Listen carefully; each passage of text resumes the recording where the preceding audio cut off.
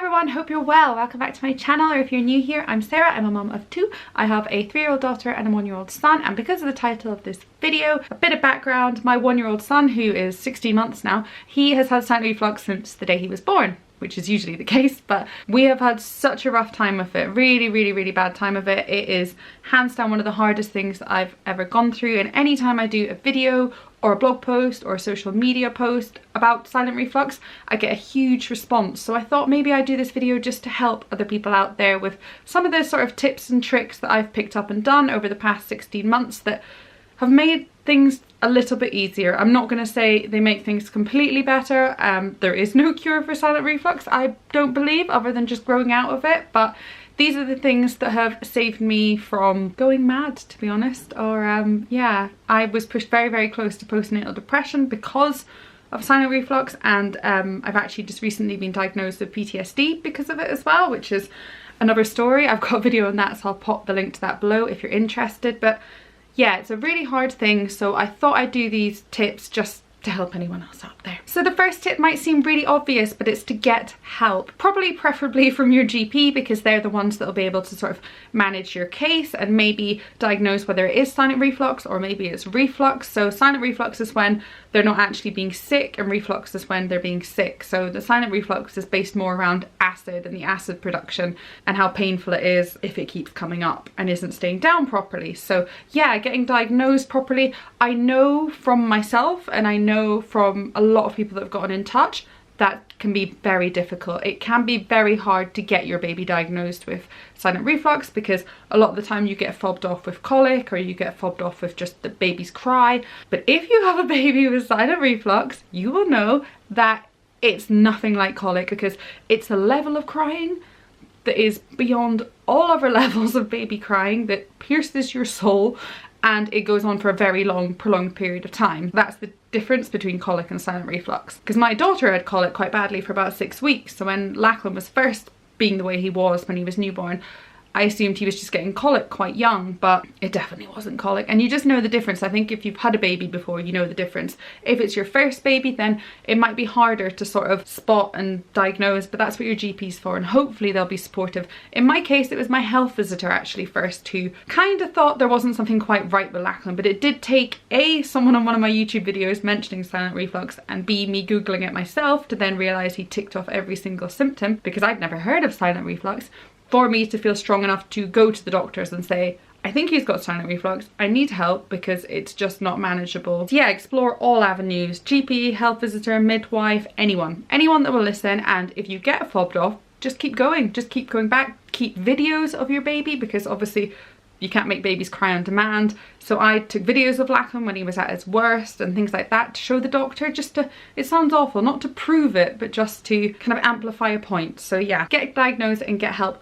Also, in the sense of get help, is to just make sure you have support. I would not have gotten through Lachlan's first 6 months if I hadn't been at home with my mum and dad, because my husband was away, he was deployed with the military. So I was at home for the first part of my maternity leave, and we would just pass Lachlan round. We'd pass him from person to person just when he was in a lot of pain and screaming a lot, because it is very difficult to listen to a baby doing that for a sustained period of time without wanting to scream back at them, or just sort of just walk away and run away. So definitely making sure you've got support and you've got people that can help you. Which kind of leads on to my second tip, which is to make sure you get time away. And I know that sounds really awful, and you've got your newborn baby or your child, and of course you want to spend so much time with them and be there for them, but it is so important that you have time away to sort of just gather your thoughts and kind of stay strong. I needed to, even when there was no one in the house, I needed to swaddle Lachlan, pop him in his basket, pop him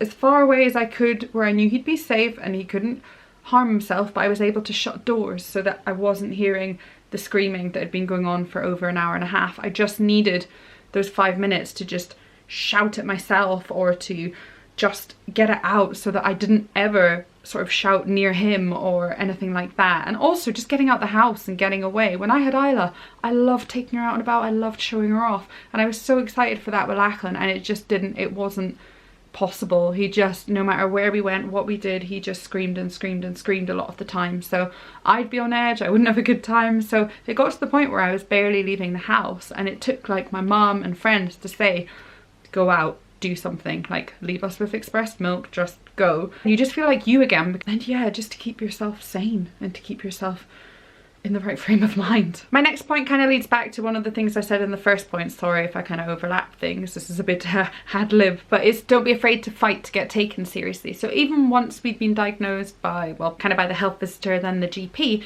it took a lot to get Lachlan to get the medicine he needed. We tried ranitidine, which did work really well for a while, then it stopped working. We tried Gaviscon, we tried Carabel, we tried another drug I cannot remember the name of, before we eventually got prescribed omeprazole. And omeprazole is one of those drugs that people seem to think completely cures reflux, and it's like the magical thing. And that's not what I was led to believe, because I knew fine well that it might not work. But a lot of the time that has to be prescribed by like a pediatric consultant or doctor or hospital rather than a GP. So we were fighting to get referred for that because we'd been up in Scotland, then we came back to where we live in England, and just the crossover meant that we weren't getting referrals. And then weirdly we got referred to the hospital, and then before that appointment I took him in to the GP because he was really, really bad, and the GP just suddenly prescribed omeprazole, and I was like, oh, okay.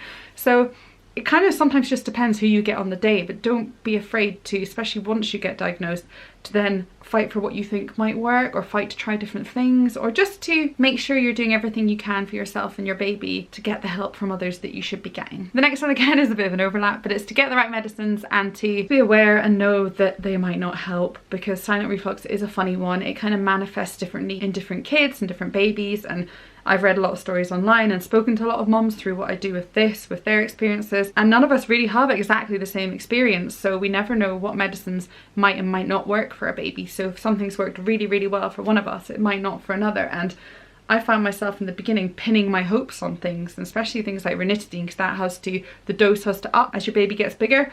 I kept thinking that it would just magically kick in and start working one day, and it just didn't. So that can be hard. That can be really hard when you're just left to deal with things when things aren't working, but it's just one of those things, unfortunately. The next tip is to look into products that might help. So I'm talking about things like wedge pillows. We had one of them in Lachlan's bedside cot. It kind of just keeps them at a bit of an angle. That helped quite a lot. I've heard that helps a lot with lots of other reflux babies. Some people had sort of head support things. We didn't end up getting anything like that, but again, you just don't know. Have a Google, have a look around what works, but also what's safe. Other things for us, a lot of the white noise products didn't work, but in the end, the Whisper, which I'll link below, worked for us and really did help Lachlan with trying to encourage him to have naps, because silent reflux babies don't tend to nap, and if they do nap, it's for about 5-10 minutes. Anything to help them nap is like, yes. So we were looking at the Whisper, swaddle things, and because he wriggled around a lot in pain, a lot of the swaddles that you had to wrap around didn't work because they'd come undone. But then we came across one that zips up, which was really good. He looked like a little burrito, so I will link that below as well. That was really good. Upright seats, I keep going like this. Everybody knows what upright is, like an upright seat for them to sit in, because I know a lot of the time newborn babies are supposed to stay flat all the time, but we found with Lachlan, just as he got a bit bigger, having some sort of bouncer or seat, and it tended to be not the really fancy ones, but the really basic ones, that for those metal ones that have the, you know, that have the metal frame and that you could like bounce them with your foot.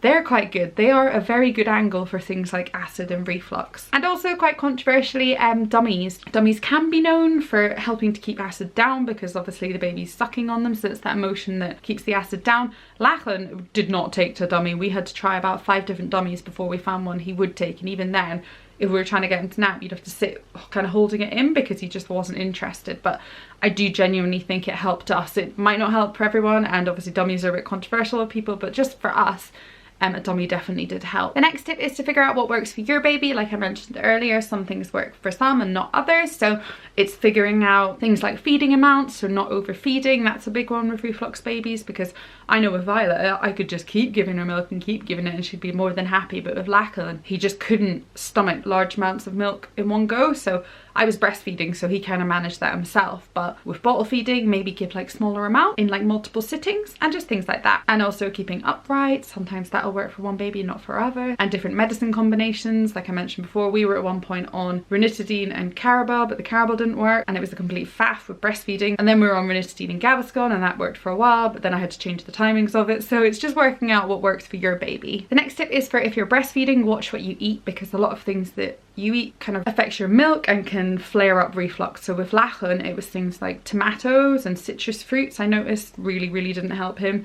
Caffeine didn't help him, unfortunately. And then he ended up being dairy intolerant, so I had to cut out dairy completely, which was a bit devastating because I love cheese. But it's just to be aware of things and maybe notice if you're eating the same thing a lot and your baby's having more reflux episodes, then it might be linked. Leading on from that, another good idea is to keep a food diary of either you if you're breastfeeding or if you're weaning your baby, to see if any certain types of food do cause flare-ups, because a lot of the time with silent reflux, I think allergies can come in hand.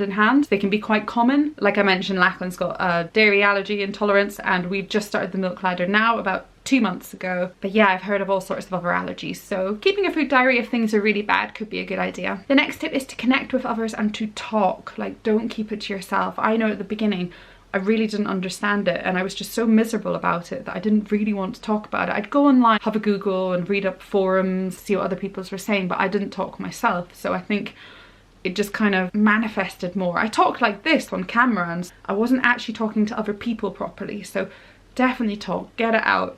Share experiences, join Facebook groups, look it up on YouTube, look it up on blog, listen to other people's experience. There's quite a few of us who do this sort of thing who have gone through this, so we're always happy to talk because it is so hard, and it's even harder if you keep it to yourself and you're on your own. So definitely connect with others. And the last one is to just know that it won't last forever. Well, in like 99.9% of cases, I guess. I haven't researched this, but babies do tend to grow out of it. So Lachlan's 16 months now, and I think we are kind of getting to a point where it's not affecting his proper daily life. I do think we are coming to a stage where it is managed, it's not affecting our daily lives, and even though he is quite a highly strung baby, I think the silent reflux really isn't causing him any pain anymore. So just know that it will get better. It is awful and I feel robbed of his first year, like absolutely robbed, or his first 8 months. So I know it's really hard and I know it's really awful. When I was getting messages about 10 months ago from people saying,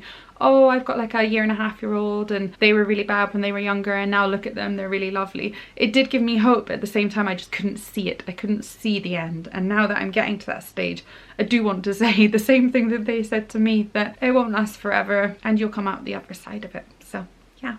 Thanks so much for watching. Hope you enjoyed this, hope it helps. Drop me a comment below if you also have experience with silent reflux or reflux, because like I said, it's good to get it out, it's good to talk about it. So yeah, thanks for watching and don't forget to subscribe and I'll see you very soon. Bye!